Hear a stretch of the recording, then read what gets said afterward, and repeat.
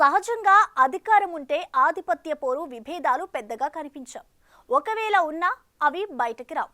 Party పెద్దల బుజ్జగింపులతోనూ ఇంకో రకంగానూ సర్దుకుపోతుంటారు. అయితే అందుకు భిన్నంగా ఉంది జగిత్యాల నియోజకవర్గం పరిస్థితి. అక్కడ అధికార కాంగ్రెస్లో విభేదాలు రోజురోజుకు రచ్చకెక్కుతున్నాయి. ఇద్దరు ముఖ్య నేతలు సంజయ్, జీవన్ రెడ్డిలు విమర్శలు ప్రతి విమర్శలతో చిలరేగిపోతున్నారు. ఆ ఇద్దరు తగ్గేదే లేదంటూ మాటల యుద్ధం కొనసాగిస్తుండటంతో కాంగ్రెస్ క్యాడర్ అయోమయానికి గురవుతోందట. అసలు జగిత్యాల కాంగ్రెస్లో ఆ పరిస్థితికి కారణమేంటి?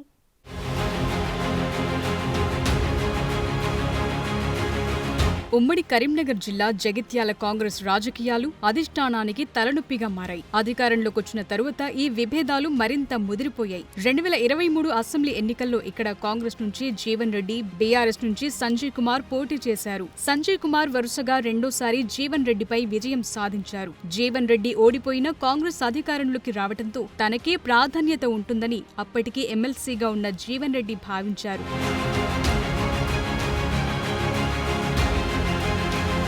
తరువాత జరిగిన రాజకీయ పరిణామాల నేపథ్యంలో సంజయ్ కుమార్ కాంగ్రెస్ కండువా కప్పుకున్నారు. అప్పటి నుంచి జీవన్ రెడ్డి తన విమర్శలకు పదును పెట్టారు. ఆరంభంలోనే సంజయ్ కుమార్ రాకను తీవ్రంగా వ్యతిరేకించడంతో కాంగ్రెస్ హైకమాండ్ ఢిల్లీ పిలిపించి పంచాయతీ పెట్టి బుజ్జగించాల్సి వచ్చింది. అయినా ఇప్పటికీ జీవన్ రెడ్డి ఎమ్మెల్యేకి యాంటీగానే ఉన్నారు. ఎన్నో సార్లు పార్టీ పెద్దలు బుజ్జగించినా ఈ సీనియర్ నేత అదే ధోరణితో ముందుకెళ్తున్నారు. ఇప్పుడు మరోసారి ఆ ఇద్దరు విమర్శలు చేసుకుంటున్నారు.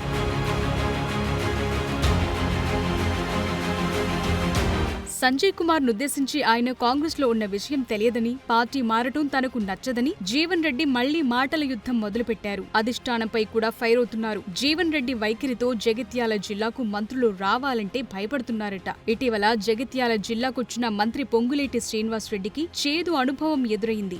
జీవన్ రెడ్డి వినతి పత్రం ఇచ్చిన తర్వాత శ్రీనివాస్ రెడ్డి ఆయన్ను ఆలింగనం చేసుకునే ప్రయత్నం చేశారు. కానీ జీవన్ రెడ్డి వెనక్కు వెళ్లిపోయారు. ఆ విజువల్స్ సోషల్ మీడియాలో వైరల్ గా మారాయి. దాంతో మిగతా మంత్రులు కూడా జగిత్యాల పర్యటనకు రావటానికి 1-2 సార్లు ఆలోచిస్తున్నారట.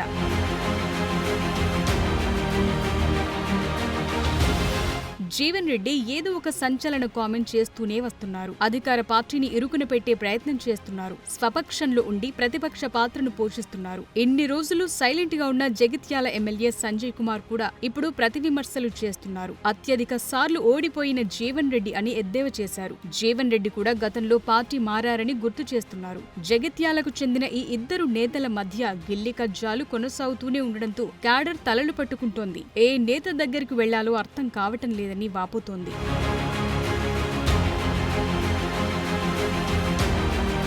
జగిత్యాల కాంగ్రెస్ లో రోజు రోజుకు విభేదాలు పెరుగుతున్నా అధిష్టానం మాత్రం సైలెంట్ గా ఉంటోంది. ఎలాంటి జోక్యం చేసుకోవటం లేదు. పార్టీ మారిన సంజయ్ కుమార్ కి ఈ వ్యవహారాలన్నీ తలనొప్పిగా మారుతున్నాయట. ఆ ఇద్దరు నేతలు అలా కొట్టుకుంటుంటే స్థానిక సంస్థల ఎన్నికలపై ప్రభావం చూపుతుందని కాంగ్రెస్ క్యాడర్ ఆందోళన వ్యక్తం చేస్తోంది.